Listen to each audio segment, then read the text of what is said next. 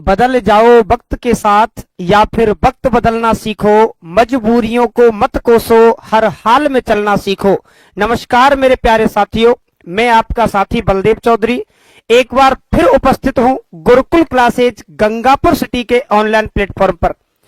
प्रिय साथियों, जैसा कि आप लोगों को पता था कि हमारी राजस्थान भूगोल से संबंधित जो प्रश्नोत्तरी थी वो रेगुलर चल रही थी, और हम राजस्थान का जो दूसरा हमारा टॉपिक था जिसके बारे में मैं यदि आप लोगों से बात करूं वो था राजस्थान का भौगोलिक विभाजन या राजस्थान के भौतिक प्रदेश। इसके प्रश्नों से संबंधित हम आप लोगों से चर्चाएं कर रहे थे।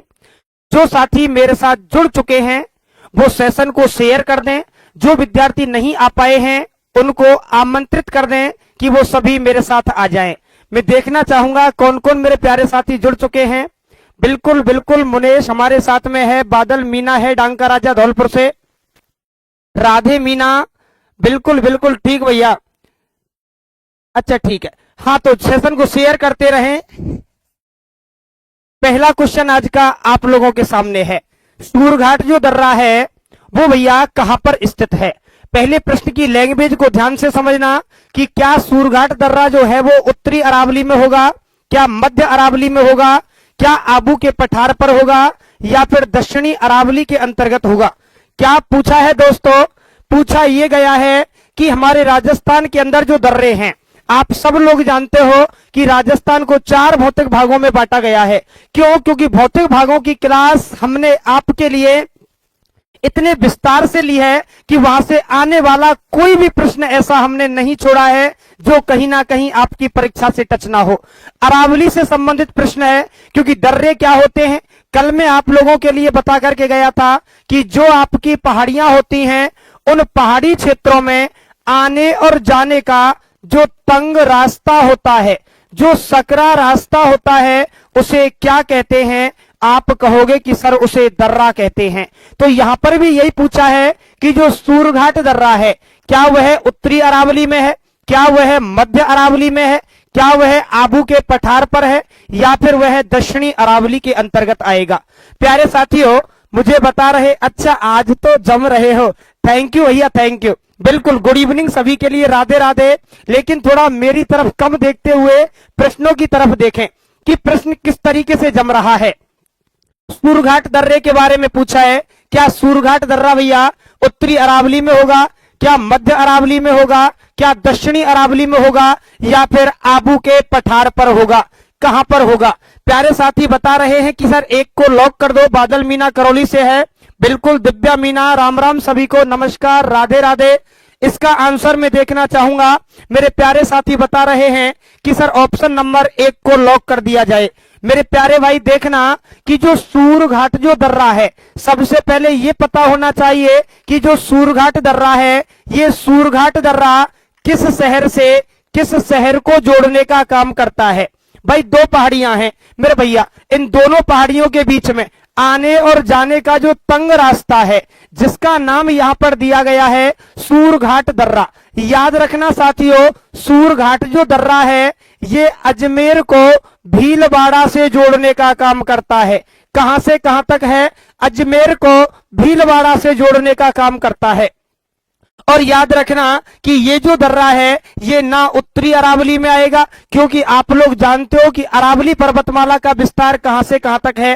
तो आप लोग कहोगे कि सर राजस्थान में अरावली पर्वतमाला जो है ये माउंट आबू सिरोही से लेकर के और खेतड़ी झुंझुनू तक है, और अजमेर जो आता है वो यहां पर आता है। तो ना तो उत्तरी अरावली में रहेगा ना ये दक्षिणी अरावली में रहेगा। तो उत्तरी अरावली भी गलत है, दक्षिणी अरावली भी आंसर गलत है। आबू का पठार तो आंसर होगा ही नहीं। आंसर क्या बचा मेरे भैया? मध्य अरावली। क्या बचा है? मध्य अरावली। तो जिन विद्यार्थियों का आंसर मध्य अरावली था उन विद्यार्थियों का आंसर बिल्कुल सटीक दिशा में जाता है, बिल्कुल एकदम करेक्ट जाता है। देखिएगा सूरघाट दर्रा एक बार पुनः देख लीजिए कहां से कहां तक जोड़ने का काम करता है। तो याद रखना ये अजमेर को भीलवाड़ा से जोड़ने का काम करता है। ना उत्तरी अरावली में होगा ना दक्षिणी अरावली में होगा। कौन सी अरावली में जाता है? आप कहोगे कि सर मध्य अरावली में जाता है। तो इस प्रश्न का आंसर लॉक होता है ऑप्शन नंबर 2। कौन सा होता है? Option number 2। चलते हैं अगले प्रश्न की ओर। अगला प्रश्न क्या कह रहा है? आबू पर्वत खंड किससे निर्मित है? जो आबू पर्वत है, सबको पता होना चाहिए कि आबू की सर माउंट आबू कहां पर होगा? सिरोही में होगा। यहां के लिए मैं बहुत तगड़ी बात आप लोगों को बताऊंगा। पहले इस प्रश्न की तरफ देखिए कि आबू पर्वत जो खंड है, क्या वह ग्रेनाइट से निर्मित है? क्या वह संगमरमर से निर्मित है? क्या लोह और तांबा से निर्मित है या सिलिका से निर्मित है? आबू पर्वत खंड के बारे में बात की गई है। बिल्कुल बिल्कुल, हाँ बिल्कुल, सभी को जो आंसर है वो मेरे बताने से पहले देना है भैया। देखिए क्वेश्चन आप लोगों के आगे है कि आबू पर्वत खंड किससे निर्मित होगा? क्या यह ग्रेनाइट से निर्मित होगा? क्या यह संगमरमर से निर्मित होगा? क्या यह सिलिका से निर्मित होगा? या फिर यह लोह और तांबे से निर्मित होगा? आखिरी क्लास है आज राजस्थान के भौतिक प्रदेशों की, और वो जबरदस्त और शानदार क्वेश्चन आप लोगों के बीच में है कि आप भी ये कहोगे कि सर आज तो ऐसा महसूस हो रहा है कि हम सच में ही परीक्षा केंद्र के अंदर बैठे हुए हैं। देखिएगा प्रश्नों को। आबू पर्वत खंड, आबू पर्वत खंड राजस्थान के किस जिले में आएगा? आप कहोगे कि सर माउंट आबू जो है ये सिरोही के अंतर्गत आता है।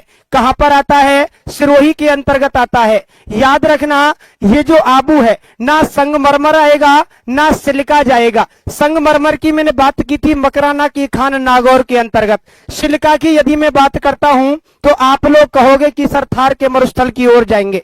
याद रखना, लोह और तांबा भी नहीं होगा। याद रखना, तांबे की सबसे ज्यादा खान जो है वो खेतड़ी और झुंझुनू की तरफ है। राजस्थान में सबसे बड़ी तांबे की खान है। इसका जो सटीक आंसर होगा वो हो जाएगा ग्रेनाइट। क्या हो जाएगा? ग्रेनाइट। जिन मेरे प्यारे साथियों ने आंसर ग्रेनाइट दिया है, बिल्कुल अच्छा ठीक है, क्या बात है, कैप में जच रहे हो, ठीक है, थैंक यू भैया। आगे की तरफ देखिए कि ग्रेनाइट जो है इसका सटीक आंसर जाता है। एक तगड़ी बात मैं आप लोगों के लिए क्या बताने वाला था माउंट आबू से संबंधित, ये देखिए। याद रखना, राजस्थान में जब आपसे वो ऊंचा स्थान पूछता है, कैसा स्थान पूछता है? ऊंचा स्थान पूछता है, तो आपको दौड़ लगाते हुए माउंट आबू जाना है। कहां पर जाना है? माउंट आबू। माउंट आबू किस जिले में है? आप कहोगे कि सर सिरोही जिले में। कौन से जिले में है? सिरोही जिले में। ऊंचे क्या क्या पूछ सकता है? आपसे पूछ ले कि बताइए राजस्थान में सबसे ऊंचा अभ्यारण्य कौन सा है? क्या पूछ सकता है कि राजस्थान में सबसे ऊंचा अभ्यारण्य कौन सा है? बता देना कि सर माउंट आबू सिरोही। क्या हो जाएगा भैया? आप बताओगे कि सर माउंट आबू सिरोही। याद रखना, माउंट आबू जो अभ्यारण्य है यह राजस्थान में सबसे ऊंचा अभ्यारण्य है। याद रखना, जंगली मुर्गे पाए जाते हैं। क्या पाए जाते हैं? जंगली मुर्गे पाए जाते हैं। पूछ ले कि राजस्थान में सबसे ऊंची झील कौन सी है? राजस्थान में सबसे ऊंची झील कौन सी है? बता देना कि सर नक्की झील। कौन सी झील हो जाएगी? नक्की झील। बिल्कुल, नक्की झील वही झील है। बताया जाता है कि इसका निर्माण देवताओं ने अपने नाखूनों से खोद करके किया था। किससे किया था? नाखूनों से खोद करके किया था। राजस्थान में सबसे ऊंची झील है। ऊंचाई पर जैसे जैसे जाते हैं टेम्परेचर कम होता जाता है। राजस्थान की ऐसी झील जो शीतकाल में जम जाती है, बर्फ के रूप में बदल जाती है, नक्की झील माउंट आबू की हो जाएगी। और याद रखना, राजस्थान की सबसे ऊंची चोटी भी पूछ ले तो याद रखना गुरु शिखर। कौन सी हो जाएगी? गुरु शिखर। ये भी कहां पर है? माउंट आबू के अंदर है। तो राजस्थान के जब जब ऊंचे भागों की बात करें, दौड़ लगाते हुए चले जाना। कहां पर? आप कहोगे कि सर माउंट आबू की तरफ। चाहे ऊंची अभ्यारण्य हो, चाहे ऊंची झील हो, चाहे ऊंचा क्या हो, सबसे चोटी हो। ठीक है, क्लियर है? स्क्रीनशॉट ले लीजिएगा। ऐसी बातें जब जब आएंगी तब तब आपको स्क्रीनशॉट लेते रहना है। चलते हैं अगले क्वेश्चन की ओर। अगला क्वेश्चन पुनः फिर आपकी स्क्रीन पर। लो भैया, ऐसा प्रश्न जो परीक्षाओं में कई बार दोहराए गए हैं कि निम्न को सुमेलित करो। सेम वही पैटर्न है, सुमेलित करना है। आगे पठार और पर्वत दे रखे हैं, पीछे जिले दे रखे हैं, बताइए मेसा का पठार किस जिले में होगा, भोराट का पठार कहां होगा, उड़िया का पठार कहां होगा, काकनबाड़ी का पठार कहां होगा। हर एक पठार के बारे में जानकारी होनी चाहिए। आपके आंसर जो हैं जब तक आते हैं, जब तक मैं एक तगड़ी बात आप लोगों के बीच में रखता हूं, ध्यान से सुनना। हमारे राजस्थान को भौतिक भागों में बांटा गया है और आप लोग जानते हो कि भौतिक भागों में सबसे पहले जो पढ़ते हैं वो होते हैं मैदान, मैदानों से ऊपर चलने पर आते हैं पठार, पठारों से ऊपर चलने पर आती हैं पहाड़ी, पहाड़ियों से ऊपर चलने पर आते हैं पर्वत। क्या आते हैं? पर्वत। याद रखना, ऊंचाई कभी भी स्थलीय भाग से नहीं मापी जाती, ऊंचाई को हमेशा समुद्र तल से मापा जाता है। कहां से मापा जाता है? समुद्र तल से। और याद रखना, वे क्षेत्र जो समुद्र तल से 300 मीटर की ऊंचाई पर हैं, कितनी ऊंचाई पर? 300 मीटर की ऊंचाई पर, उन्हें मैदान कहेंगे। वे क्षेत्र जो समुद्र तल से 600 मीटर की ऊंचाई पर हैं, उन्हें पठार कहेंगे। वे क्षेत्र जो समुद्र तल से 1800 मीटर की औसत ऊंचाई पर हैं, उन्हें पहाड़ी कहेंगे। और वे क्षेत्र जो समुद्र तल से 2700 मीटर की औसत ऊंचाई पर हैं, उन्हें पर्वत कहेंगे। याद रखना, हमारे भारत में पूर्व में जो ऊंचाई मापी जाती थी वो कहां से मापी जाती थी? आप कहोगे कि सर मुंबई से मापी जाती थी। मुंबई कहां पर आता है? महाराष्ट्र में आता है। याद रखना, हमारे भारत में वर्तमान में जो इनकी ऊंचाई मापी जाती है, याद रखना चेन्नई से मापी जाती है। चेन्नई कहां पर आता है? तमिलनाडु में आता है। क्लियर है? यहां तक की सारी बातें क्लियर हैं। कितने ऊंचाई पर मैदान होंगे, कितने ऊंचे पर पठार होंगे, पहाड़ियां कहां होंगी, पर्वत कहां होंगे। भारत में पहले ऊंचाई को कहां से मापा जाता था, अब ऊंचाई को कहां से मापा जाता है। मैं आता हूं आपके आंसरों की ओर। बिल्कुल, राधे राधे दिलखुश भैया, बिल्कुल दिनेश मीणा जी नमस्कार, राधे राधे। अच्छा, बता रहे हैं कि सर ऑप्शन नंबर 4 को लॉक कर दिया जाए। बिल्कुल, अब तो चेन्नई से मापी जाती है, मुंबई से पहले मापी जाती थी। इसके आंसर बता रहे हैं कि सर ऑप्शन नंबर डी को लॉक कर दिया जाए। बिल्कुल बिल्कुल,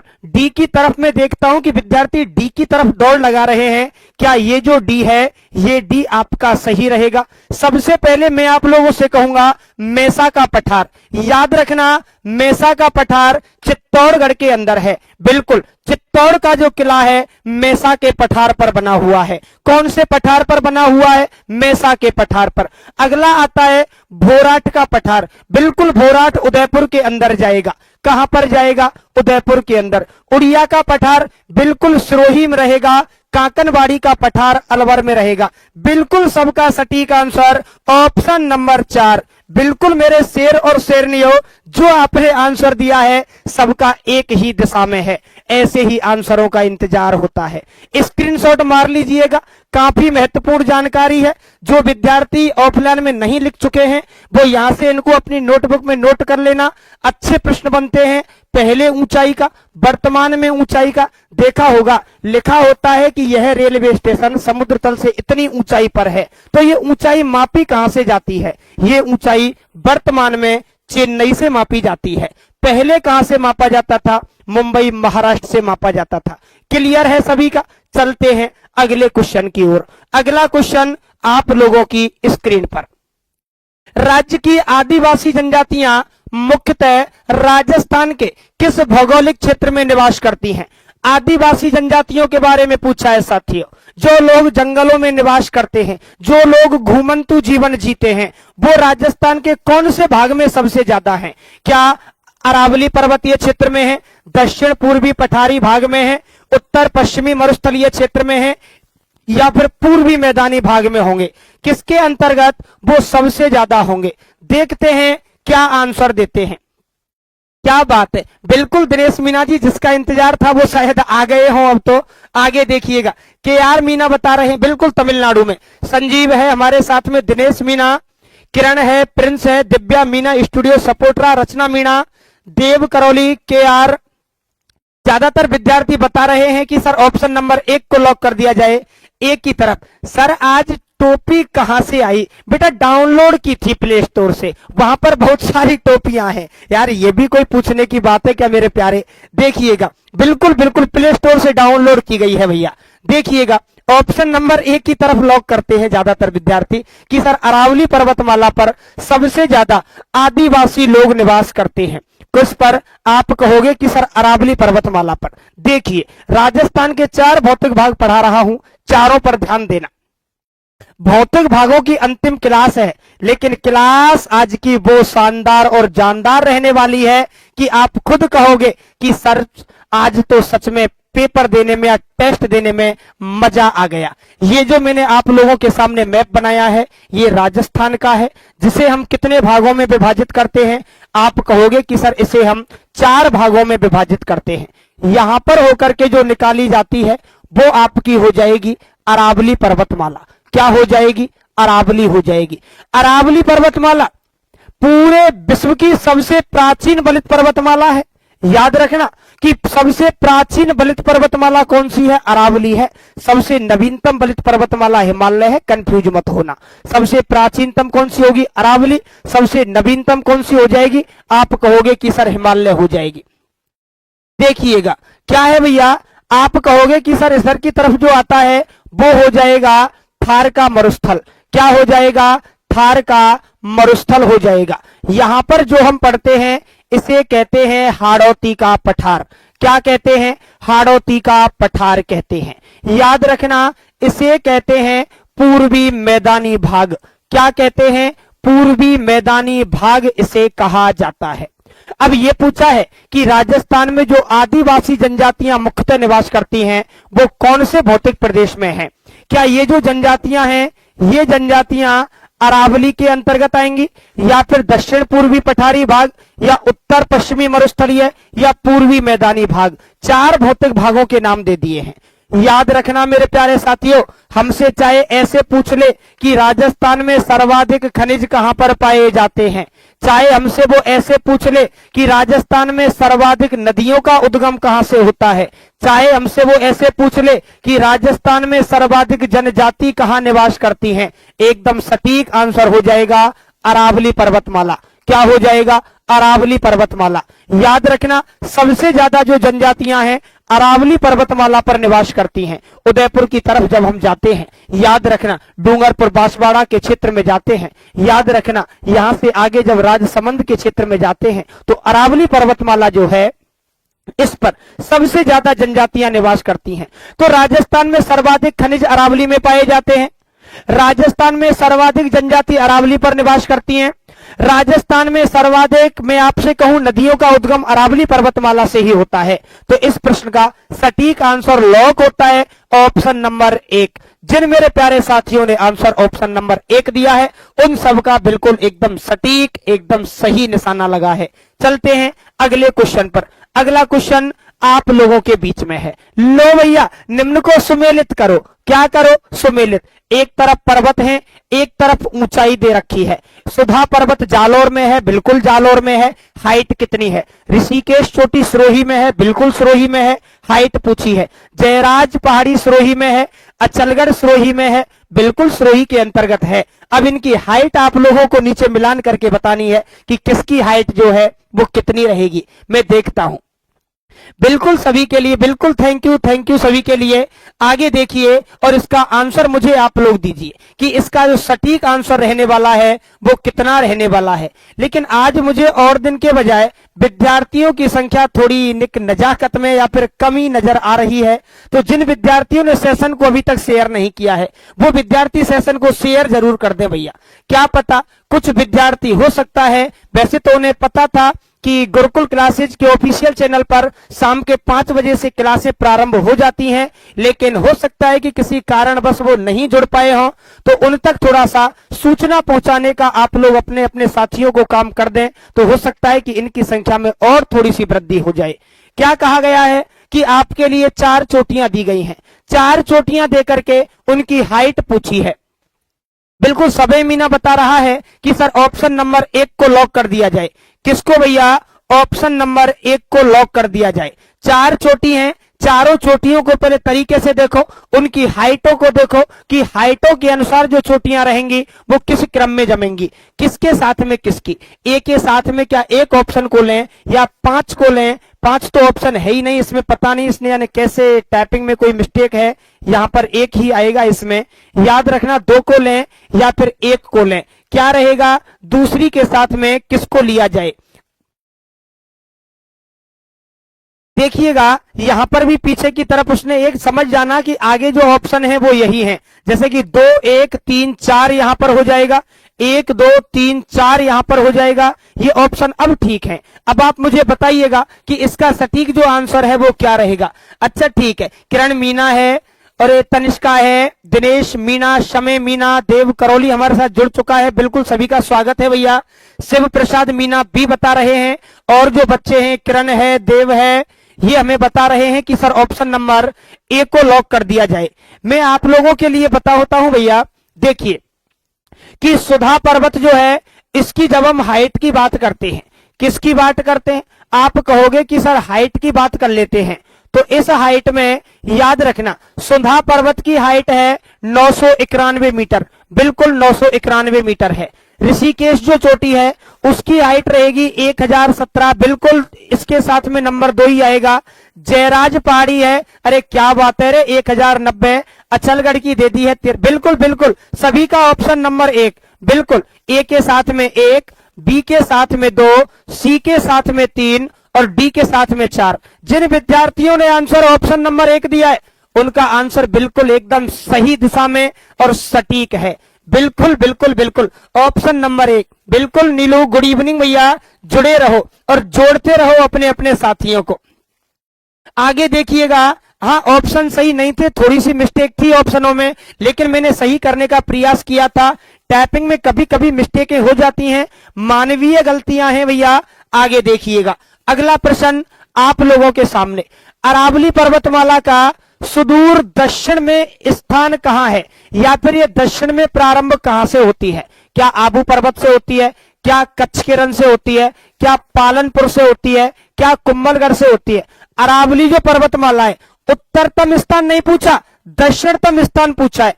दक्षिणतम स्थान आप लोगों को बताना है कि शुरुआत जो होती है दक्षिण में वो कहां से होती है। बिल्कुल बिल्कुल क्या है भैया, अच्छा कुछ विद्यार्थी बता रहे हैं, बिल्कुल गुड इवनिंग भैया। इसकी तरफ देखिएगा, अरावली पर्वतमाला का दक्षिणतम बिंदु पूछा है, तो दक्षिणतम जो बिंदु है वो कहां पर रहेगा। मैं आप लोगों के लिए पूरी जानकारी दे देता हूं, ये लो भैया ध्यान से समझना।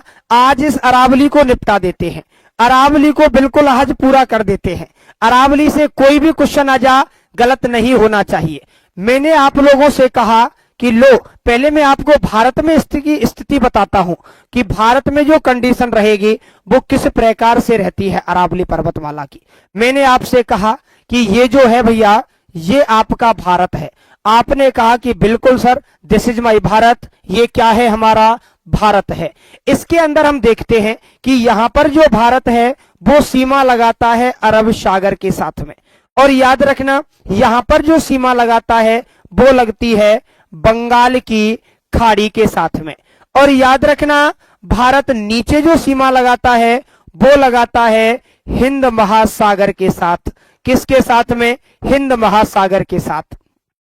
आपके भारत में इस जगह पर आपका राजस्थान स्थित है। याद रखना यहां पर आपका कौन आता है, आप कहोगे कि सर राजस्थान आता है। अब याद रखना कि अरब सागर में छोटे छोटे जो द्वीप हैं जिन्हें लक्षद्वीप के नाम से जाना जाता है, उसका एक द्वीप आता है जिसका नाम है मिनिकॉय द्वीप। कौन सा द्वीप आता है, मिनिकॉय द्वीप आता है, और इस मिनिकॉय द्वीप से अरावली पर्वतमाला की शुरुआत होती है। लेकिन अरावली पर्वतमाला की जो मूल रूप से शुरुआत होती है वो याद रखना गुजरात के अंदर एक जगह पड़ती है खेड़ ब्रह्मा। कौन सी जगह है, खेड़ ब्रह्मा, और ये जो खेड़ ब्रह्मा है ये पालनपुर के अंतर्गत आता है। यहां से इसकी मुख्य तौर से शुरुआत होती है, फिर ये राजस्थान के अंदर है, हरियाणा के अंदर है, और दिल्ली का अंतिम जो छोर आता है वो है रायसीना की पहाड़ी, जहां पर राष्ट्रपति भवन बना हुआ है, वहां पर जाकर के इसका अंत होता है। तो ये पूछा है कि दक्षिण में यानी कि नीचे की तरफ शुरुआत कहां से होगी? आबू पर्वत? अरे नहीं होगी। कच्छ का रण कैसे हो जाएगा? कुंभलगढ़ तो राजस्थान में है। सटीक आंसर पालनपुर, खेड़ ब्रह्मा पालनपुर। क्या होगा? खेड़ ब्रह्मा पालनपुर। तो इस प्रश्न का जो सही आंसर जाता है वो जाता है पालनपुर। याद रखना, उत्तर में स्थान पूछ लेता, आंसर देते रायसीना की पहाड़ी दिल्ली। दक्षिण में पूछा है, दक्षिण में आंसर हो जाएगा खेड़ ब्रह्मा पालनपुर। चाहे दाएं से पूछ ले चाहे बाएं से पूछ ले, गलत नहीं होना चाहिए। उत्तर में पूछता, उत्तर में बता देते रायसीना की पहाड़ी दिल्ली। दक्षिण में पूछा है, बता दिया खेड़ ब्रह्मा हो जाएगा। पालनपुर कहां पर पड़ेगा? गुजरात में पड़ेगा। ठीक है, अगले क्वेश्चन की तरफ चलते हैं। अगला क्वेश्चन आप लोगों की स्क्रीन पर। अरावल पर्वत राजस्थान के कौन से जिले में स्थित है? क्या यह पर्वत उदयपुर में है, या बूंदी में है, या सिरोही में है, या भीलवाड़ा के अंतर्गत आएगा? ध्यान से देखिएगा, कौन सा पर्वत पूछा है? अरावल पर्वत पूछा है। राजस्थान के कौन से जिले में होगा? क्या उदयपुर में होगा, क्या भीलवाड़ा में होगा, क्या सिरोही में होगा, या बूंदी के अंतर्गत होगा? तरीके से देखिएगा, बता चुका हूं कि राजस्थान की कोई भी पहाड़ी पूछ सकता है, राजस्थान का कोई भी पर्वत पूछ सकता है, राजस्थान की कोई भी नदी पूछ सकता है, राजस्थान का कोई भी जलप्रपात पूछ सकता है, किसी की भी लोकेशन आप लोगों से पूछ सकता है। भौगोलिक जानकारी के प्रश्न है तो देखिएगा कि राजस्थान के अंदर जो अरावल पर्वत है वो कौन से जिले में रहेगा? क्या उदयपुर जाएगा आंसर, क्या भीलवाड़ा जाएगा, क्या सिरोही जाएगा, या बूंदी जाएगा? मेरे प्यारे, जो मेरे आंसर जवाब देने की कोशिश कर रहे हैं, बिल्कुल बताइएगा कि इसका जो सटीक आंसर होगा वो कहां पर रहेगा। क्या पूछा है? अरावल पर्वत पूछा है। अरावल पर्वत की लोकेशन कहां पर रहेगी? याद रखना, अरावल पर्वत की लोकेशन समय मीना बता रहा है कि सर ऑप्शन नंबर 3 को लॉक कर दिया जाए। दिनेश मीना बता रहा है कि sir option number 2 comedy king की सर 3 को लॉक कर दो। ध्यान से देखो, अरावल पर्वत के बारे में पूछा गया है। और याद रखना मेरे प्यारे साथियों, कितना आसान सवाल है रे। अरावल पर्वत बूंदी के अंदर है। कहां पर है? बूंदी के अंदर। केवल लोकेशन ही तो पूछी है, कोई बड़ी तोप थोड़ी रख दी है उसने सामने। ये पूछा है कि अरावल पर्वत कहां है। हर एक पर्वत के बारे में जानकारी होनी चाहिए। सुंधा पर्वत कहां पर है? जालौर के अंतर्गत। कोई भी आप लोगों से पहाड़ी पूछ ले, यहां अरावल पूछा है। सटीक आंसर ऑप्शन नंबर 3 बूंदी। जिन मेरे प्यारे साथियों ने आंसर बूंदी दिया है, बिल्कुल शिव प्रसाद मीना जी, आंसर बूंदी रहेगा। जिन साथियों का जवाब बूंदी आया है उनका एकदम करेक्ट आंसर है। अगले क्वेश्चन की तरफ चलते हैं, बढ़ाते हैं अपनी कड़ी को आगे। पूर्वी सिरोही क्षेत्र में तीव्र ढाल वाली और ऊबड़ खाबड़ जो कटक पहाड़ियां हैं उनको स्थानीय भाषा में क्या कहते हैं? एक और शानदार क्वेश्चन आप लोगों के बीच में।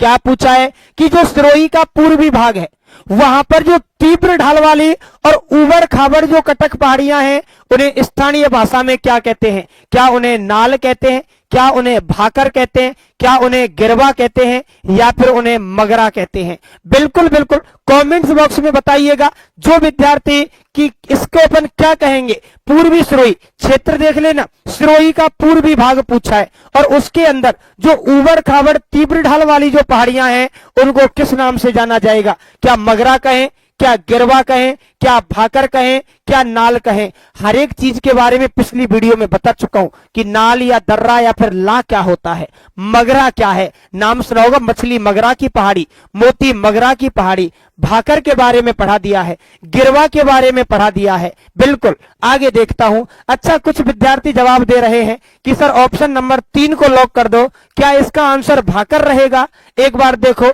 कि पूर्वी सिरोही क्षेत्र में तीव्र ढाल वाली जो पहाड़ियां हैं या फिर जो कटक हैं उनको स्थानीय भाषा में क्या कहेंगे? क्या मैं उन्हें नाल बोल दूं, क्या मैं उन्हें मगरा बोल दूं, या फिर मैं उन्हें भाकर कहूं, या फिर मैं उन्हें गिरवा कहूं? क्या कहूं भैया?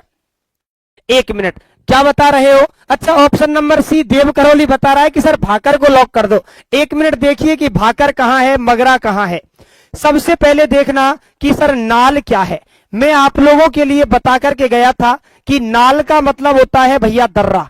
क्या होता है? दर्रा होता है। और याद रखना, ये जो दर्रा है इसी को ला भी कहते हैं। तो ला कहूं, नाल कहूं या दर्रा कहूं, ये तो बात एक ही है। सर ये कोई पहाड़ी थोड़ी होती है, ये कोई पहाड़ी नहीं होती, ये तो दो पहाड़ियों के बीच में आने और जाने का जो तंग या सकरा रास्ता होता है उसे कहते हैं नाल, उसे कहते हैं दर्रा, उसे कहते हैं ला। अगला क्वेश्चन आता है मगरा। याद रखना उदयपुर के अंदर है। कहां पर है? उदयपुर के अंदर। सिरोही का तो कोई मतलब है ही नहीं इसमें। मछली मगरा की पहाड़ी, मोती मगरा की पहाड़ी, नाम सुना होगा मनसा पूर्ण करणी माता का मंदिर मछली मगरा की पहाड़ी पर बना हुआ है। उदयपुर के अंतर्गत जाएंगे और उदयपुर शहर के चारों ओर जो तस्तरी नुमा जो फैली हुई हैं उन्हें कहते हैं गिरवा। उदयपुर शहर के चारों ओर जो तस्तरी नुमा पहाड़ियां फैली हुई हैं उन्हें कहते हैं गिरवा। और याद रखना कि स्थानीय भाषा में पूर्वी सिरोही क्षेत्र में जो तीव्र ढाल वाली जो पहाड़ियां होंगी उन्हें कहेंगे भाकर। क्या कहेंगे? भाकर। जिन मेरे प्यारे साथियों का आंसर भाकर आया है उनका आंसर एकदम सटीक, एकदम सही। क्या आंसर रहेगा? आप कहोगे कि सर भाकर रहेगा। क्लियर है? नाल क्या होता है, मगरा कहां है, गिरवा भी उदयपुर के चारों ओर तस्तरी नुमा पहाड़ियों को कहेंगे। तो सटीक आंसर क्या जाएगा? आप कहोगे कि सर भाकर जाएगा। अगले क्वेश्चन की ओर चलते हैं। अगला क्वेश्चन आप लोगों के बीच में, ढेबर दर्रा किस जिले में स्थित है? लो भैया एक और शानदार क्वेश्चन दर्रे का आ गया है। बिल्कुल बिल्कुल बिल्कुल ऑप्शन नंबर सी रहेगा, भाकर रहेगा। इसकी तरफ देखिएगा कि ढेबर जो दर्रा है वो किस जिले में रहेगा। क्या वह राजसमंद में रहेगा, क्या वह जयपुर में रहेगा, क्या वह डूंगरपुर में रहेगा, या फिर वह उदयपुर के अंतर्गत रहेगा। ढेबर झील नहीं पूछी, क्या पूछा है? ढेबर दर्रा पूछा है। ध्यान से देखो कि ढेबर जो दर्रा है वो किस जिले में रहेगा। क्या रहेगा भैया? बिल्कुल सभी के लिए नमस्कार, राधे राधे, गुड इवनिंग। ढेबर दर्रा बताना है भैया कि ढेबर जो दर्रा है वो कौन से जिले से अपना संबंध रखता है। देखिए मैं आप लोगों के लिए इसके बारे में विस्तार से बताता हूं। याद रखना ये जो पहाड़ियां हैं अरावली की पहाड़ियां, ये अरावली की पहाड़ियां जो उदयपुर के अंदर हैं तो वहीं पर एक दर्रा है जिसका नाम है ढेबर दर्रा। कौन सा दर्रा है? आप कहोगे कि सर ढेबर दर्रा है। और इस ढेबर दर्रे से एक नदी प्रवाहित होते हुए निकलती है, एक नदी निकलती है, एक नदी का उद्गम होता है। याद रखना साथियों इसी नदी का नाम होगा गोमती नदी। कौन सी नदी होगा? गोमती नदी। ये नदी ढेबर दर्रा से निकलती है, इस कारण इस नदी को ढेबर नदी के नाम से भी जाना जाता है। कौन सी नदी के नाम से? ढेबर नदी के नाम से। और ये जो नदी है ये नदी आगे जाकर के एक झील के अंदर गिरती है। और याद रखना ये जो झील है इसका नाम रहेगा जयसमंद झील। कौन सी झील? जयसमंद झील। और आपने पढ़ा होगा कि जयसमंद झील को ढेबर झील भी कहते हैं। कौन सी झील भी कहते हैं? ढेबर झील कहते हैं। देख लीजिएगा ढेबर दर्रा। तो याद रखना पूरी कहानी उदयपुर की है कि सर उदयपुर के अंतर्गत ही तो ये झील है। हालांकि हम कह सकते हैं कि नया जिला बनने के बाद में सर सलूम्बर हो जाएगा। ढेबर जो झील है वो उदयपुर से अब सलूम्बर में काउंट की जाती है, लेकिन याद रखना दर्रा जो है उदयपुर के क्षेत्र में ही आएगा। तो ये ढेबर दर्रा रहा। कौन सी नदी निकली? गोमती नदी निकली। गोमती नदी निकलने के बाद में इसका नाम हो गया ढेबर नदी। कहां पर जाकर के गिरी? जयसमंद झील में जाकर के गिरी और जयसमंद झील का नाम हो गया ढेबर झील। बिल्कुल ढेबर। उदयपुर को लॉक कर दिया जाए। कर दिया भैया, उदयपुर को लॉक कर दिया इस प्रश्न के लिए। और लॉक करने के बाद में चाबी को ऐसी जगह रख दिया है कि मिलेगी भी नहीं। क्यों? क्योंकि आंसर उदयपुर है। आंसर क्या है? उदयपुर है। अगले क्वेश्चन की तरफ चलते हैं और देखते हैं कि कितनी सटीकता के साथ में आप लोग आंसर देते हो। देखिएगा भैया अगला प्रश्न आप लोगों के सामने, किस दर्रे से होकर के जो नया NH-25 है, राष्ट्रीय राजमार्ग नेशनल हाईवे NH-25 कौन से दर्रे से होकर के गुजरता है? क्या स्वरूपा घाट दर्रा होगा, क्या बर दर्रा होगा, क्या दिवेर होगा, या कच्छ वाली होगा? देखिएगा NH-25 की बात कर रहा है कि NH-25 जो है वो राजस्थान के किस दर्रे से होकर के जाएगा। जिन विद्यार्थियों को परिवहन टॉपिक लगता है ये उनके लिए भी इंपॉर्टेंट है, वरना राजस्थान के भौतिक प्रदेशों के लिए तो इंपॉर्टेंट है ही। तो सबसे पहले तो ये देखो कि ये जो NH25 है राजस्थान के किस शहर से किस शहर को जोड़ने का काम करता है। फिर इन दर्रों की लोकेशन को देखो कि उस लोकेशन पर कौन सा दर्रा आता है, क्या सरूपा घाट रहेगा, क्या कच्छ वाली रहेगा, क्या दिवेर रहेगा या बर रहेगा। देखता हूं। अच्छा ठीक है, कुछ विद्यार्थी बता रहे हैं, मुनीश लोडवाल बता रहा है कि सर ऑप्शन नंबर 1 को लॉक कर दिया जाए। दिव्या मीना स्टूडियो सपोर्ट रहा है कि सर ऑप्शन नंबर सी। किरण बता रही है कि सर सी को लॉक कर दो। समय मीना ऑप्शन नंबर 2 को लॉक कर दिया जाए। एक बार विधिवत तरीके से देखो कि पूछा क्या गया है। ये पूछा गया है भैया कि ये जो दर्रा है यानी कि जो NH25 है वो NH25 कौन से दर्रे से होकर के गुजरेगा। क्या बात है, प्रवीण योगी हमारे साथ जुड़ चुका है। कुलदीप लखवाल है कि सर ऑप्शन नंबर सी को लॉक कर दो, यानी कि बर दर्रा कर दिया जाए। मैं आप लोगों के लिए बता देता हूं कि जो आपका ये NH25 है, ये NH25 कहां से कहां तक जोड़ने का काम करता है। तो आप कहोगे कि सर ये अजमेर से मुनाबाव नाम की जगह पड़ती है बाड़मेर में। कौन सी जगह बताई है? मुनाबाव है। और ये जो मुनाबाव है ये बाड़मेर में पड़ता है। और याद रखना नीचे कौन सा शहर रहेगा? अजमेर रहेगा। तो ये जो दर्रा है ना, ये दर्रा अजमेर को मुनाबाव, सॉरी ये जो NH है NH25 और ये जो दर्रा है कौन सा दर्रा रहेगा? बर दर्रा अजमेर के अंदर रहेगा। याद रखना ये यहां से NH25 गुजरता है। तो आपसे यदि पूछ लिया है कि बताइए नया जो NH25 है वो कौन से दर्रे से होकर के गुजरेगा, तो याद रखना अजमेर को मुनाबाव बाड़मेर से जोड़ने वाला जो दर्रा है वो है बर दर्रा। और इसी दर्रे के आंतरिक भाग में होकर के कौन सा NH गुजरता है? 25। तो जिन विद्यार्थियों का आंसर बर दर्रा था उनका आंसर बिल्कुल सही है, बिल्कुल सटीक है। अगले क्वेश्चन की ओर चलते हैं। बिल्कुल बाड़मेर से ब्यावर, बिल्कुल अजमेर को जोड़ेगा भैया।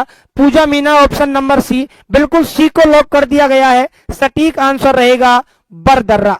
देखते हैं अगले क्वेश्चन को। अगला क्वेश्चन क्या बोलता है? प्रतापगढ़ और बांसवाड़ा के मध्य का जो मैदान है उसे क्या कहते हैं?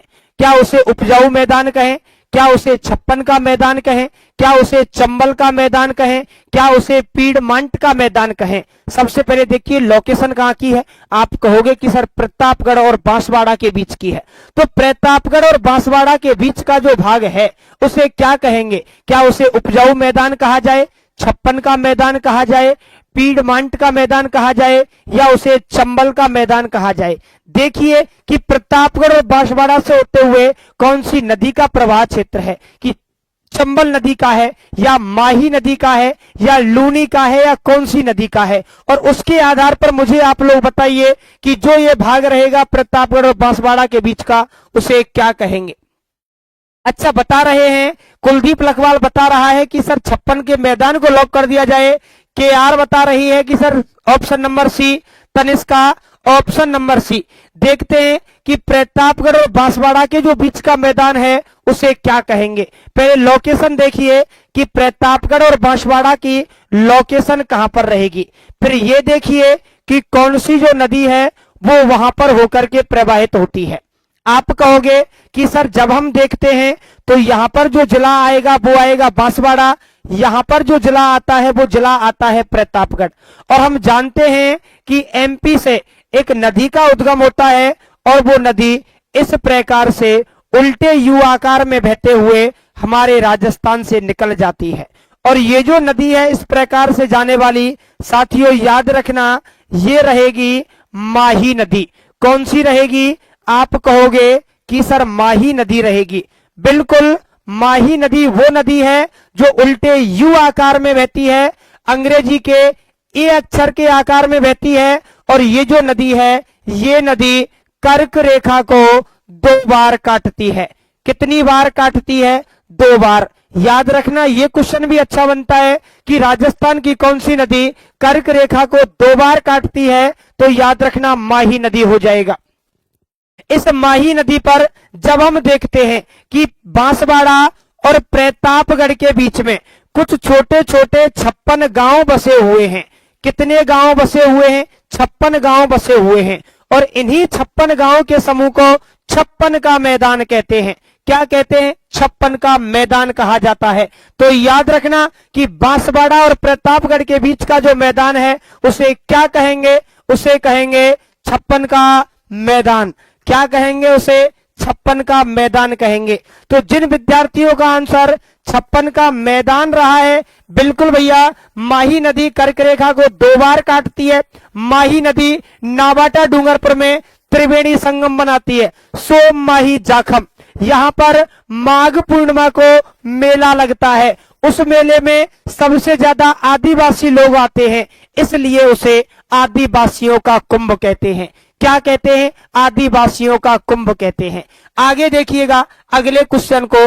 अगला क्वेश्चन क्या है? प्रतापगढ़ का भूभाग क्या कहलाता है? क्या प्रतापगढ़ के भूभाग को उपरमाल कहते हैं?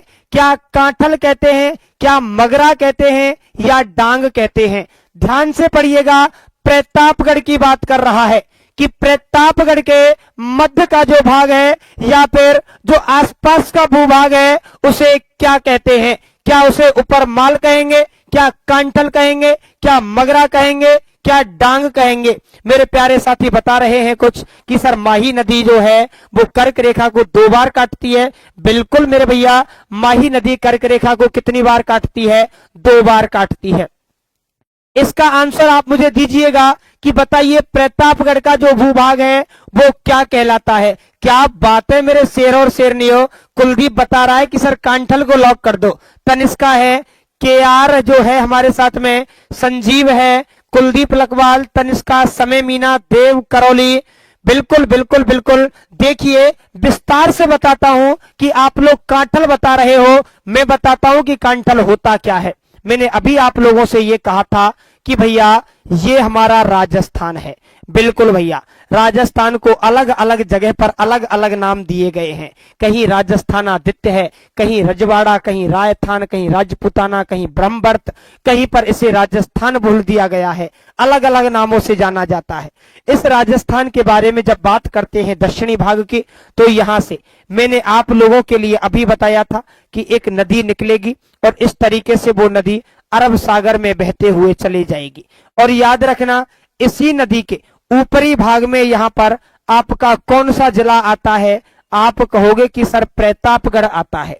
और याद रखना ये जो माही नदी है, इस माही नदी का जो किनारा है, याद रखना उस माही नदी के किनारे को ही कहते हैं कांठल। क्या कहते हैं? कांठल कहते हैं। तो यदि ऐसा प्रश्न भी आ जाए कि बताइए माही नदी के किनारे को क्या कहते हैं, तो मेरे शेरों याद रखना माही नदी के किनारे को कांठल कहा जाता है। और प्रतापगढ़ यहीं पर तो है। अरे डांग तो चंबल नदी का हो जाएगा, उपरमाल तो पठार है, मगरा की तो पहाड़ियां हैं। सटीक आंसर लॉक कर दिया जाए कांठल। क्या हो जाएगा? कांठल। बहुत अच्छी बात। जिन विद्यार्थियों का आंसर कांठल था उनका आंसर बिल्कुल सही रहा है। अगले प्रश्न पर चलते हैं। अगला प्रश्न आप लोगों की स्क्रीन पर। राजस्थान का वह पठार, अरे क्या बात है रे, बड़ा अच्छा प्रश्न है।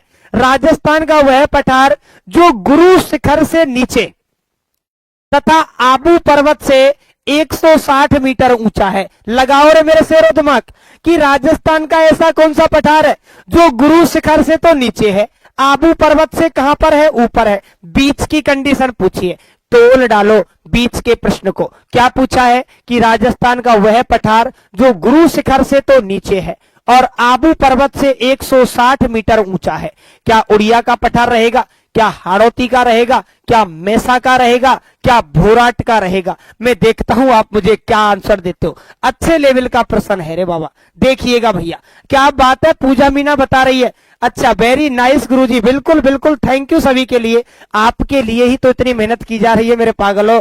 पढ़ लो अब की बार, तोड़ दो, चाहे रीट हो, चाहे ग्रेड 2 हो, चाहे सहायक कर्मचारी हो, चाहे फर्स्ट ग्रेड हो, चाहे होने वाला 2 फरवरी को आरएएस का पेपर हो। क्यों? हमारी गुरुकुल का एक ही नारा रहता है कि छोड़ेंगे नहीं तब तक तोड़ेंगे नहीं। क्या कह रहा हूं कि वह पठार जो गुरुकुल से नीचे स्थित है और आबू पर्वत से 160 मीटर ऊंचाई पर है। क्या बात है। अरे देव करौली यार, इसमें शायद लगाने की आवश्यकता कहां है मेरे प्यारे ढंग से देखो सवाल को, शायदों में ऑप्शन नहीं दिए जाते, वहां पर ऑप्शन को ऐसा आता ही नहीं कि शायद ऑप्शन नंबर ए, शायद ऑप्शन नंबर बी, ऐसा थोड़ी होता है मेरे प्यारे। देखिएगा ज्यादातर विद्यार्थी जा रहे हैं कि सर ऑप्शन नंबर सी को लॉक कर दिया जाए, यानी कि कौन सा भैया, आप कहोगे कि सर हाड़ौती का पठार बता रहे हो। कुछ विद्यार्थी बता रहे हैं, दिनेश मीना, दिव्या मीना सपोट्रा, कि सर ऑप्शन नंबर 2 को लॉक किया जाए। पूजा मीना बता रही है कि सर 2 को लॉक किया जाए। अच्छा, आपस में मतभेद चल रहा है, कुछ बता रहे हैं ऑप्शन नंबर 2, कुछ बता रहे हैं ऑप्शन नंबर 3। बहुत बढ़िया। देखिएगा क्या पूछा गया है कि राजस्थान का वह पठार जो गुरु शिखर से तो नीचा है और आबू पर्वत से है ऊंचा। भोराट का पठार नहीं रहेगा, मैसा का पठार तो गया बिल्कुल नीचे, हाड़ौती का पठार भी, उड़िया का पठार कौन सा रहेगा, उड़िया का पठार, जिस आंसर के बारे में आप लोगों ने सोचा भी नहीं। प्रश्न को देखो, सबसे ऊंचा या सबसे नीचा नहीं पूछा, ये पूछा है कि गुरु शिखर से तो नीचे होना चाहिए और आबू पर्वत से ऊंचा होना चाहिए। कौन सा हो जाएगा, याद रखना उड़िया का पठार।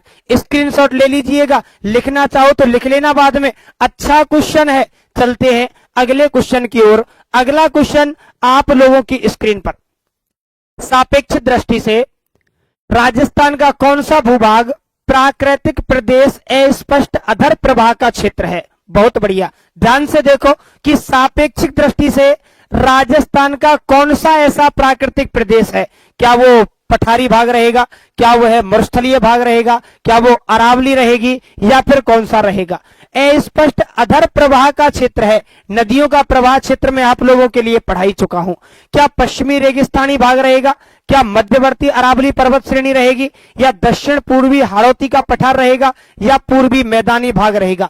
भौतिक प्रदेशों की आज आखिरी क्लास है और वो जानदार और शानदार क्वेश्चन आप लोगों के बीच में है कि एक एक कदम को संभाल करके रखिएगा।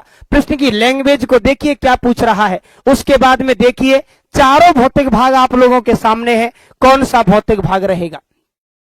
क्या है भैया, तभी तो शायद लगा दिया, अरे कोई नहीं भैया, ट्रंप है ये तो, कोई रोनाल्डो ट्रंप, क्या बात है यार, ऐसे ऐसे महान व्यक्ति हमारी क्लास में जुड़े हुए हैं। अरे हम तो धन्य हो गए, अरे बाबा, कभी तो कोई पाकिस्तान से आकर के धमकी देता है, कभी कोई ट्रंप हमारे साथ जुड़ जाता है। अरे स्वागत है भैया सभी का, सभी का बहुत बहुत स्वागत है। इसकी तरफ देखिएगा कि क्या रहेगा, क्या पूछा गया है। आप कहोगे कि सर यहां पर पूछा है कि सापेक्षिक दृष्टि से राजस्थान का कौन सा भूप्रादेशिक प्रदेश जो है वो अधर प्रवाह क्षेत्र का है। ऑप्शन नंबर ए पश्चिमी रेगिस्तानी भाग, मध्यवर्ती अरावली पर्वतीय प्रदेश, या दक्षिण पूर्वी पठारी प्रदेश, या फिर हाड़ौती का पठार। बता रहे हैं बिल्कुल बिल्कुल, हम तो कदम ही नहीं रखते हैं सर जी। अरे बिना कदम रखने तो मेरे बेटा काम कैसे चलेगा रे, कदम तो रखने होंगे जमी पर, तभी तो आगे की तरफ बढ़ेंगे। अच्छा, पूजा मीणा बता रही है कि सर ऑप्शन नंबर 3 को लॉक कर दिया जाए। ऑप्शन नंबर 3 क्या है, दक्षिण पूर्वी पठारी प्रदेश। क्या बात है मेरे शेरों, ट्रंप भी उसी लाइन पर आ गया कि सर ऑप्शन नंबर 3 को ही लॉक कर दिया जाए। देखिएगा बिल्कुल ऑप्शन नंबर 3 ही रहेगा, दक्षिण पूर्वी पठारी प्रदेश। कौन सा, दक्षिण पूर्वी पठारी प्रदेश, जिसे मैं आप लोगों की भाषा में कहूं हाड़ौती का पठार। क्या कहूं, हाड़ौती का पठार। ऐसे जब जब क्वेश्चन आते हैं लैंग्वेज, कुछ नहीं है, बड़ा सीधा क्वेश्चन था, थोड़ी सी लैंग्वेज को परिवर्तित किया गया था। Option number 3। अगले क्वेश्चन की तरफ चलते हैं, आप लोगों के सामने है राजस्थान का कौन सा क्षेत्र वागड़ कहलाता है। ध्यान से देखो, वागड़ पूछा है। क्या पूछा है, वागड़। क्या कोटा, बूंदी, बारा का क्षेत्र होगा, क्या जयपुर और अलवर का क्षेत्र होगा, या डूंगरपुर बांसवाड़ा का होगा, या पाली और सिरोही का होगा। बता दो रे मेरे शेर और शेरनियों कि राजस्थान में वागड़ जो है वहां पर कौन कौन से जिले काउंट होंगे। क्या बात है, अच्छा, किसको याद कर रहा है दिनेश मीणा कि सर ममता मैडम नहीं आई। अरे कोई नहीं रे बाबा, इतना इंतजार भी बेसब्री से मत करो। आगे देखिएगा क्या है कि राजस्थान का कौन सा क्षेत्र वागड़ कहलाता है। क्या कोटा, बूंदी, बारा का क्षेत्र रहेगा, क्या जयपुर और अलवर का क्षेत्र रहेगा, क्या डूंगरपुर और बांसवाड़ा का क्षेत्र रहेगा, क्या पाली और सिरोही का क्षेत्र रहेगा। क्या बात है मेरे शेरों, ऑप्शन नंबर सी। ट्रंप तो कोटा बूंदी की तरफ घूम रहा है भैया कि सर ऑप्शन नंबर 1 को लॉक कर दो। ज्यादातर विद्यार्थी मुझे बता रहे हैं, जैसे कि तनिष्का है, संजीव है, कुलदीप लकवाल है, दिव्या मीना स्टूडियो सपोर्टरा से हैं, किरण मीना है, तनिष्का है, नरेंद्र गुर्जर है। देखिए कि क्या पूछा गया है कि भैया ये बात की गई है कि जो हमारा राजस्थान है उसमें वागड़ क्षेत्र, याद रखना वागड़ जो कहते हैं वो कहते हैं डूंगरपुर और बांसवाड़ा के क्षेत्र को। किसे कहते हैं? डूंगरपुर और बांसवाड़ा के क्षेत्र को। नाम सुना होगा वागड़, वागड़ की मीरा, इस प्रकार से। तो बांगर जो है वो जाएगा राजस्थान के ऊपर गंगानगर की तरफ, और वागड़ पूछा है तो वागड़ जो रहेगा वो रहेगा डूंगरपुर और बांसवाड़ा का क्षेत्र। सटीक आंसर रहेगा डूंगरपुर और बांसवाड़ा। बहुत बढ़िया। अगले क्वेश्चन की तरफ देखते हैं कि रायसीना की जो पहाड़ी है जहां पर राष्ट्रपति भवन बना हुआ है वो कौन से पर्वत की है? क्या हिमालय की है, क्या अरावली की है, क्या सतपुड़ा की है, क्या विंध्याचल की है? रायसीना की पहाड़ी पूछी है रे। रायसीना की पहाड़ी अंत में जो दिल्ली में स्थित है, राष्ट्रपति भवन बना हुआ है, कारोल बाग स्थित है, पंडित जवाहरलाल नेहरू विश्वविद्यालय बना हुआ है, वो पहाड़ी कौन से पर्वतमाला की होंगी? क्या वो पहाड़ियां हिमालय की होंगी, क्या विंध्याचल की होंगी, क्या अरावली की होंगी, या सतपुड़ा की होंगी? क्या बता रहे हैं? बिल्कुल बिल्कुल गबरी भाई है भैया। देखते हैं, कुलदीप बता रहा है, पूजा मीना है, तनिष्का है कि सर ऑप्शन नंबर सी को लॉक कर दो। बिल्कुल, क्यों समय खराब करते हैं? अरावली पर्वतमाला होगी। शुरुआत मैंने बताई थी खेड़ ब्रह्मा पालमपुर से, अंत हो जाएगा रायसीना की पहाड़ी दिल्ली, राजस्थान में प्रवेश करेगी माउंट आबू सिरोही से, राजस्थान में अंत हो जाएगा खेतड़ी झुंझुनू। तो इसका सटीक आंसर जो रहेगा वो रहेगा अरावली। अगले प्रश्न पर चलते हैं। अगला प्रश्न आप लोगों के आगे लो, राजस्थान का सबसे ऊंचा पठार पूछा है। क्या भोराट का पठार रहेगा, क्या आबू का पठार रहेगा, क्या मेसा का पठार रहेगा, क्या उड़िया का पठार रहेगा? राजस्थान का सबसे ऊंचा पठार पूछा है। ऊंचा पठार कौन सा है? भोराट है, आबू है, उड़िया है, मेसा है। देखते हैं। बिल्कुल हिंदी की क्लास लगेगी दिनेश मीना जी, बिल्कुल बिल्कुल। अभी कुछ समय बाद, लगभग 15 से 10 मिनट बाद में आप लोगों की इसी चैनल पर यहीं से आपके सामने हिंदी की क्लास आएगी। जुड़े रहना मेरे प्यारे साथी। बिल्कुल बिल्कुल लाइव क्लास का रजाई में बैठे बैठे आनंद लें, चाय पीते पीते आनंद लें। साढ़े 5 बजे से रीजनिंग की क्लास होती है, 6 बजे से जीके की क्लास होती है, 7 बजे से हिंदी की क्लास होगी, और यदि व्यवस्थाएं अनुकूल रही तो 8 बजे से मैथमेटिक्स की भी आप लोगों की क्लास रहेगी। अरे वो शानदार और जानदार लाइव प्रसारण सीधा घर से बैठे बैठे, वही ऑफलाइन किसी पढ़ाई हमारे गुरुकुल क्लासेज गंगापुर सिटी के चैनल पर। तो देखिएगा, राजस्थान का सबसे ऊंचा पठार बता रहे हैं। बिल्कुल बिल्कुल कुछ बता रहे हैं सर, ऑप्शन नंबर डी को लॉक कर दिया जाए। राजस्थान का सबसे ऊंचा पठार पूछा गया है भैया। राजस्थान का सबसे जो ऊंचा पठार रहेगा, याद रखना उड़िया का पठार रहेगा। 1360 मीटर जो है वो इसकी ऊंचाई है। कई बार मैं आप लोगों को बता चुका हूं कि राजस्थान का सबसे ऊंचा पठार याद रखना उड़िया का पठार है। हाइट कितनी रहेगी? 1360 मीटर की रहेगी। चलते हैं अगले क्वेश्चन की तरफ, और आज का आखिरी क्वेश्चन, अरावली पर्वतमाला की समुद्र तल से औसत ऊंचाई कितनी है? क्या 920 मीटर है, 940 मीटर है, 950 मीटर है, या 930 मीटर है? इंतजार है मुझे आपके आंसर का कि कौन भैया क्या देता है। बिल्कुल देखते हैं। अच्छा क्या बात है रे, दिव्या मीना स्टूडियो सपोर्टरा से KR है, मुनेश लोधवाल है कि सर क्या आप अरे मूर्खो रे, छोड़ दो इन बातों को, शादीशुदा और बिना शादीशुदा वालियों को। इसको देखो पहले यहाँ पर क्या हो रहा है। ये बताओ, अरावली पर्वतमाला की समुद्र तल से औसत ऊंचाई कितनी है? क्या ये ऊंचाई 920 मीटर की रहेगी, क्या 930 मीटर की रहेगी, क्या 940 मीटर की रहेगी, क्या 950 मीटर की रहेगी? याद रखना समुद्र तल से औसत ऊंचाई पूछी है, सटीक आंसर रहेगा 930 मीटर। कितना रहेगा? 930 मीटर। आज मैं हमारी क्लास पर यही पूर्ण विराम लगाता हूं। वीडियो के अंत में कमेंट्स में जाकर के हमें बताइएगा कि क्लास जो है वो कैसी रही। It's okay, thank you.